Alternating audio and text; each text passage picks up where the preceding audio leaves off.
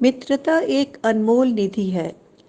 मित्रता का मूल मंत्र है मित्र का हर स्थिति में साथ देना, उसके प्रति सहृदय होना, बिना किसी अपेक्षा के अपना कर्तव्य निभाना और यह भी निर्णय लेना कि मित्रता की कसौटी पर आखिर कौन खरा उतरेगा। मित्रता का कवच या मित्रता का सूत्र बांधे जाने के उपयुक्त कौन है, ये हमें सोचना है। साथियों, राम राम। बच्चे बड़े बूढ़े हमारे साथ जुड़े हर हमारे सहभागी को बहुत बहुत बहुत सलाम। आमने सामने के इस अनोखे बंधन को, इस अटूट सहभागिता को भी प्रणाम।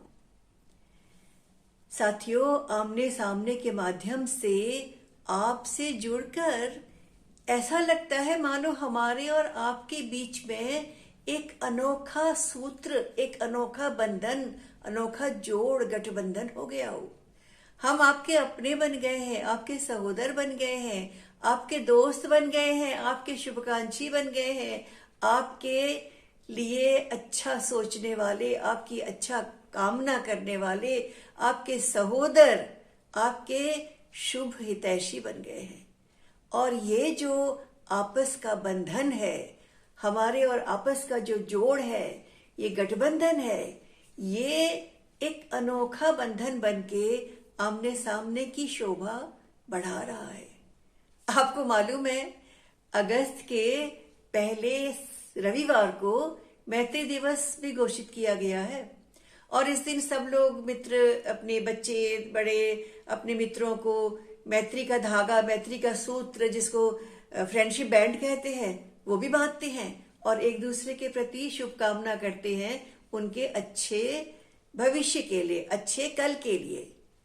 हमारे देश में तो ये परंपरा आज की नहीं है, ये सदियों पुरानी परंपरा है। हाँ, वैदिक काल से, पुराणों के समय से ये परंपरा चलती आ रही है। जब किसी का भी हित करने के लिए, शुभेच्छा के लिए, उनके भलाई के लिए, कामना करने के लिए एक बंधन बांधा जाता था, जिसे एक सूत्र के रूप में बांधते थे और ये कामना करते थे कि हमारा ये साथी, हमारा ये सहयोगी, हमारा ये मित्र, हमारा ये भ्राता, हमारा ये बड़ा आदरणीय गुरु, ये सुरक्षित रहे। तो इस प्रकार की जो परंपरा है वो रक्षाबंधन के रूप में सदियों से चली आ रही है। आजकल तो रक्षाबंधन का जो ये पर्व है, त्योहार है, ये भाई बहन के बीच के रक्षा के बंधन के रूप में ज्यादा प्रचलित है। लेकिन ये पर्व जो है, आप पुराणों में देखें तो हमेशा से किसी को भी राखी बांधी जा सकती है जिसके प्रति आपके मन में सद्भावना है, जिसका उपकार करना चाहते हैं, जिसकी शुभेच्छा करना चाहते हैं और जिसके प्रति अपने मन के भावों को प्रकट करना चाहते हैं। और आपको उदाहरण बताती हूं, जब देव और असुरों का युद्ध हुआ, उस समय कुछ द्विज लोगों ने, बड़े लोगों ने इंद्र महाराज को राखी बांधी और कहा कि तुम बलशाली भो, खूब बड़े बड़े बलशाली बनो और इस युद्ध में विजयी बनो। तो ये परंपरा तब भी थी। इसी प्रकार से कृष्ण और द्रौपदी के बीच में, द्रौपदी ने कृष्ण को अपना भ्राता माना, भाई माना, और उन दोनों के बीच में भी ये गठबंधन हुआ मैत्री का या इस रक्षा कवच के सूत्र का। हुमायूं के पास रानी कर्मवती ने राखी भेजी थी अपनी सुरक्षा के लिए।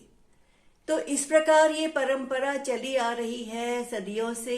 धर्म, जाति, वर्ग, रंग के परे एक दूसरे के प्रति सद्भावना दिखाने के लिए, एक दूसरे के प्रति रक्षा की भावना के लिए, एक दूसरे का सम्मान करने के लिए, एक दूसरे से प्यार जताने के लिए और सुरक्षा देने के लिए, सुरक्षा की भावना प्रकट करने के लिए, जताने के लिए। तो जो रक्षाबंधन आज हम करते हैं, त्योहार के रूप में मनाते हैं, ये राखी का जो सूत्र है, आप किसी को भी बांध सकते हैं। जिसको भी बांधना चाहे उसको ये राखी का सूत्र बांधे। जो आपके प्रति आपका अच्छा करता है, अच्छा सोचता है, उसके प्रति आप भी अपनी सद्भावना प्रकट कीजिए। आपको याद है पिछले 2 वर्षों से हम आपके साथ जब जुड़े हैं और ये कार्यक्रम करते चले आ रहे हैं, तो कई बार हमने आपसे कहा है कि हमें अपनी प्रकृति के प्रति भी सद्भावना दिखानी चाहिए, पेड़ों के प्रति भी सद्भावना दिखानी चाहिए, वनस्पति के प्रति भी सद्भावना दिखानी चाहिए। तो ये सद्भावना हम कैसे दिखा सकते हैं? और ऐसे ही एक जिक्र आया था कि हम पेड़ों को, उनकी डालों को, टहनियों को, तनों को, उनमें हम रक्षा कवच के रूप में राखी का बंधन बांधकर उनकी रक्षा का हम भी उनके प्रति अपनी सद्भावना जता सकते हैं। क्योंकि पेड़ हमें क्या नहीं देते, हमारी वायु प्रदूषित होती है उसको शुद्ध करते हैं, हमें भोजन देते हैं, फल देते हैं, ईंधन देते हैं, संसाधन देते हैं और इतना कुछ हमारे लिए करते हैं। हर दिन एक पैर पे खड़े होकर मानो एक प्रहरी की भांति, एक साधु की भांति तपस्या में रत रहते हैं, कभी कुछ नहीं मांगते, हमेशा हमें देते हैं। तो हमें भी उन वृक्षों के लिए अपनी सद्भावना व्यक्त करनी चाहिए, उनकी रक्षा की हमें भी कामना करनी चाहिए, और कामना नहीं, उनकी रक्षा के लिए कोशिश करनी चाहिए और उन्हें सुरक्षित रखें। किस प्रकार से इसके बारे में भी हमें कार्य करने चाहिए, सोचने चाहिए, और अपनी भावना को प्रकट करने के लिए हमें भी वृक्षों में राखी बांधनी चाहिए। तो वृक्षों में, उसकी टहनियों में, उसके तनों में, जहां आप बांध सके वहां आप राखी बांधे। इस प्रकार का संदेश प्रसारित हुआ था।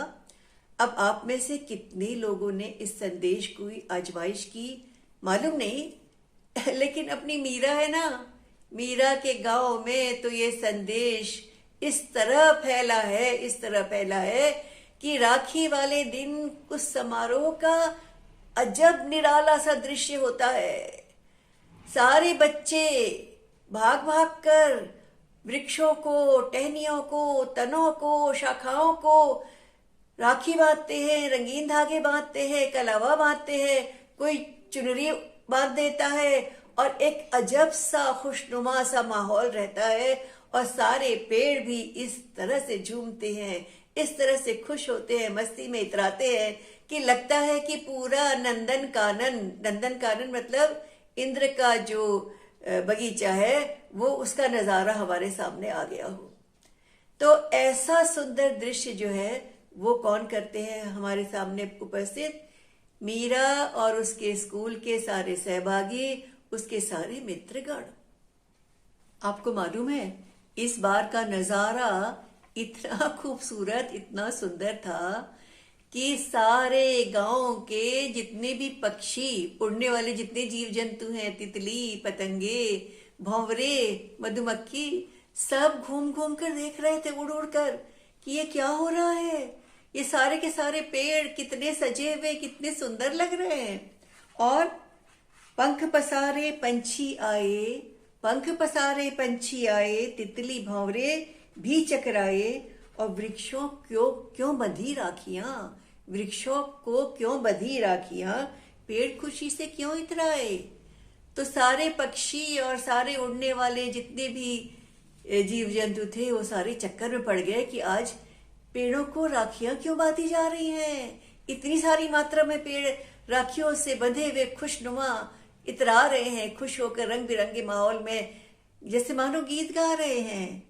और पक्षियों ने और उड़ने वाले सभी जीव जंतुओं ने सोचा चलो हम देखते हैं कि किसकी राखी सबसे ज्यादा है, किस पेड़ में सबसे ज्यादा राखी बांधी होंगी। हाँ, किस में होती भाई? बरगद के पेड़ में। हाँ, छोटे से छोटा बच्चा जो लटकती हुई नीचे जड़ें आ रही थी उनमें भी धागे बांध दिए बच्चों ने। तो जिसकी पहुंच में ऊपर चढ़ना था वो ऊपर चढ़ के बांधा, जिसकी पहुंच में केवल तने में लंबे डोर लपेटनी थी उसने वैसे लपेटा, जिसकी पहुंच में जड़ें थी उन्होंने जड़ों को बांधा। और बरगद का पेड़ तो इतरा रहा था, खुशी से झूम रहा था।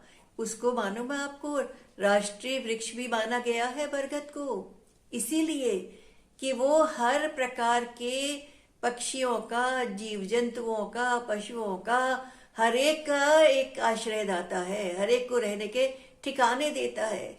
न मालूम कितने पक्षी घोंसला बनाते हैं, उसकी कोटर में न मालूम कितने रहते हैं पक्षी, और जीव जंतु रहते हैं, गिलहरी रहती है और छिपकली रहती है, गिरगिट रहती है, सांप रहते हैं, उसकी छाया में खरगोश नीचे बिल बनाकर रहते हैं, चींटियां रहती है, दीमक भी लगी हो तो भी वो मुस्कुराता रहता है, और चौपाए उसकी छाया में रहते हैं, मधुमक्खी रहती है, बंदर रहते हैं, बिल्ली रहती है। कौन सा जानवर आप नाम लीजिए, और सबका आश्रयदाता हमारा वट वृक्ष क्या है? बरगद का पेड़।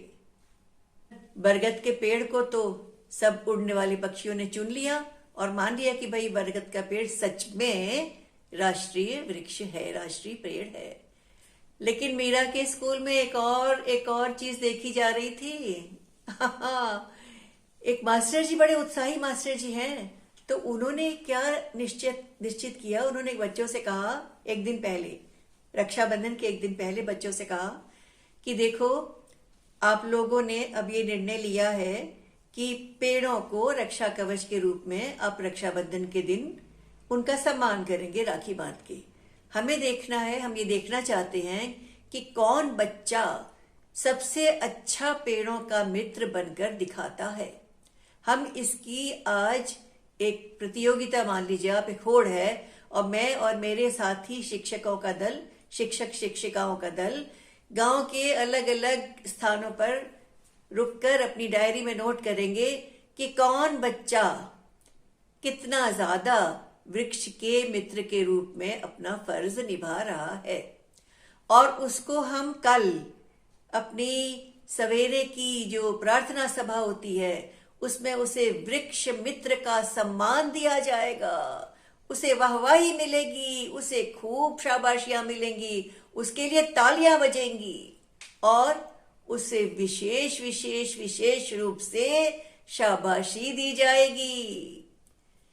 सारे बच्चों के मन में उत्साह भर गया।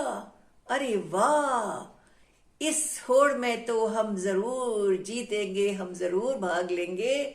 और अगले दिन का नजारा देखने काबिल था। सवेरे से सारे बच्चे, दुकान खाली हो गई, सारी राखियां बिक गईं, सारे बच्चों ने राखियां खरीदी, अपनी गुल्लक तोड़ डाली, किसी ने अपनी दादी से पैसे मांगे, किसी ने अपनी जेब खर्च के पैसे निकाले और सारी राखियां खरीद डाली गई। सारी राखियां खत्म हो गई। अब राखियां खत्म हो गई तो बच्चों ने अपने घर में राखी बनानी शुरू कर दी। तो राखी बनानी कैसे शुरू करी? रेशम के धागे लिए गए, दादी का कलावा, मंदिर का कलावा उठा लिया गया, अरे पंडित जी के वाले मंदिर का बड़ा कलावा भी ले आए कोई बच्चा। और इस तरह से सारे बच्चों ने इतने सारे जुगाड़ बिठाए कि पेड़ भी हैरान थे कि इतनी सारी राखियां कहां से आ गई। आपको पता है, बंटी सबसे शैतान और सबसे उत्साही और सबसे तेज तर्रार, पेड़ों में कहां तक ऊपर चढ़ जाता है। उसने तो हद कर दी। कहीं से राखी उठाई, कहीं से गोटा उठाया, कहीं से और तो और दीदी की चुनरी उठा ली, मौसी का रंगीन चुटीला उठा लिया और अम्मा के गोटे वाली साड़ी का गोटा भी निकाल लाया। और पेड़ों की जगह बांध के और पूरे पेड़ जो है उसने खूबसूरत खुशनुमा बना डाले। सारे बच्चों ने सोचा आज तो बंटी बाजी मार ले गया, जरूर बंटी को ही सबसे बड़ा वृक्ष मित्र घोषित किया जाएगा। लेकिन अपनी अपनी तरफ से हर कोई कोशिश कर रहा था, लेकिन सबके मन में पूरा का पूरा विश्वास था कि इस प्रतियोगिता में, इस होड़ में बंटी अवश्य जीतेगा। उस दिन तो पूरा माहौल खुशनुमा था, बिल्कुल ऐसा लग रहा था कि त्योहार आ गया है, एक विशेष पेड़ों का त्योहार, चिड़ियों का त्योहार, पंछियों का त्योहार, कीट पतंगों का त्योहार, बच्चों का त्योहार, रंगों का त्योहार और राखी के इस अटूट बंधन का त्योहार। अगले दिन सारे बच्चे, सवेरे की प्रार्थना सभा थी, सारे बच्चे उत्सुकता से बाट जो रहे थे कि अब मास्टर जी किसका नाम लेंगे, किसको वृक्ष मित्र घोषित किया जाएगा। सन्नाटा छा गया मास्टर जी के आते ही। पूरे प्रार्थना सभा में सारे बच्चे एकदम चुप हो गए, एकदम शांत हो गए, उत्सुकता से मास्टर जी की ओर नजरें गड़ाकर देखने लगे। मास्टर जी ने अपनी बात शुरू की। उन्होंने कहा कि हमारे सभी साथी, आप सभी हमारे दोस्त गण, आपने जिस उत्साह से इस बार की राखी में पूरे माहौल को रंगीन बनाया, पूरे पेड़ों को एक खुशनुमा वातावरण में बदल डाला, और जो उत्साह आपने दिखाया, जो आपने खुशी दिखाई, जो आपने अपनी भावना पेड़ों के प्रति दिखाई, वो उसकी मैं तारीफ करता हूं। और उसके लिए हम सब आपके लिए ताली बजाएंगे। और सबने खूब तालियां बजाई। इसके बाद मास्टर जी ने कहा कि अब मैं असली मुद्दे पर आता हूं। आप बड़ी उत्सुकता से इंतजार कर रहे हैं, तो आज मैं घोषणा करने जा रहा हूं कि इस वर्ष का वृक्ष मित्र कौन होगा। बंटी बंटी बंटी बंटी सबने मन में सोचा, और मास्टर जी ने कहा इस वर्ष का वृक्ष मित्र बंटी होगा। नहीं, बंटी नहीं, बंटी का नाम नहीं लिया, ये तो बच्चे सोच रहे थे बंटी होगा। मास्टर जी ने कहा ये वृक्ष मित्र का जो खिताब है ये मीरा को दिया जाता है। मीरा को? सारे बच्चे बहुत चक्के रह गए। मीरा ने तो कुल जमा 6-7 राखियां, वो भी खुद की बनाई हुई किसी पेड़ पौधे की डाल में बांधी थी। उसने तो कुछ खास मेहनत नहीं करी, कोई उपक्रम नहीं किया। बंटी ने तो कहाँ कहाँ से राखियां लाई हैं, कहाँ कहाँ से चुराई हैं, कहाँ कहाँ से जुगाड़ बिठाया है। और तो और बाकी सारे बच्चे भी उदास थे और उन्हें लग रहा था कि नहीं, मास्टर जी ने इसमें जरूर कहीं कोई पक्षपात किया है। मीरा तो कहीं दूर दूर तक भी नजर नहीं आती कि उसने राखियां ज्यादा बांधी होंगी। मास्टर जी फिर बोले, बच्चों की ओर देखा, इधर उधर नजर घुमाई और कहा, हाँ, मुझे मालूम है आप क्या सोच रहे हैं। आप सोच रहे हैं कि हमने कोई पक्षपात किया है मीरा के साथ, हमने उसे जानबूझकर चुन लिया है। लेकिन मैं और हमारे सारे जितने भी चयनकर्ता माने जो चुनने के लिए हमने सहयोगी शिक्षक जोड़े थे अपने साथ, उन सब ने एक मत होकर एक स्वर से मीरा का नाम लिया। और ये सब डायरी में नोट कर रहे थे। जितने भी शिक्षक हैं इनके पास डायरी और पेन थे, और ये अपने अपने इलाकों से घूम के इधर उधर सबका निरीक्षण कर रहे थे। और सबके यही राय है, सबकी एक ही राय थी कि मीरा जो है वही वृक्ष मित्र होने के लायक है। साथियों, मास्टर जी ने फिर इधर उधर देखा और मुस्कुराए। उन्होंने कहा, आपको अभी भी मेरी बात पर यकीन नहीं हो रहा है, मैं आपको समझाता हूं। देखिए, मैंने आपसे क्या कहा था? मैंने कहा था कि हम रक्षाबंधन का यह त्योहार किसके साथ मिलकर बनाएंगे? किसके साथ मिलकर बनाएंगे? पेड़ों पौधों के साथ, डालियों में, शाखाओं में, पेड़ों के तनों में, उनके हर तरह के जहां जहां हम बांध सकते हैं वहां वहां हम राखी रंगीन धागे बांधकर प्रतीक के रूप में, एक निशानी के रूप में हम ये जताएंगे कि ये वृक्ष जो हमारा इतना काम करते हैं, हमारे इतने उपयोगी हैं, हमारे लिए इतना इतना हमारा उपकार करते हैं, उनके प्रति हम अपनी भावना इस प्रकार से व्यक्त करेंगे कि हम भी आपकी रक्षा करेंगे। लेकिन रक्षा क्या केवल राखी बांध के हो जाती है? रक्षा करने के लिए क्या करना चाहिए? अरे भाई, वृक्षों को सुरक्षित रखने के लिए, वृक्षों को लंबे समय तक सजो कर रखने के लिए कुछ करना चाहिए ना। तो मीरा ने क्या किया? जितने वृक्षों को भी उसने राखी बांधी, उन सभी वृक्षों को उसने गुड़ाई की उनकी, हाँ, जड़ों के आसपास खोदा ताकि हवा उसमें जा सके। उसमें घास पतवार जो थी इर्द गिर्द वो निकाल के हटाई ताकि जो पोषक तत्व है मिट्टी के वो सीधे पेड़ में जाएं। खाद डाली, खाद लाकर, और पानी डाला, सिंचाई की, ताकि पेड़ को वो सारे पोषक तत्व मिले जिसकी उसे जरूरत है।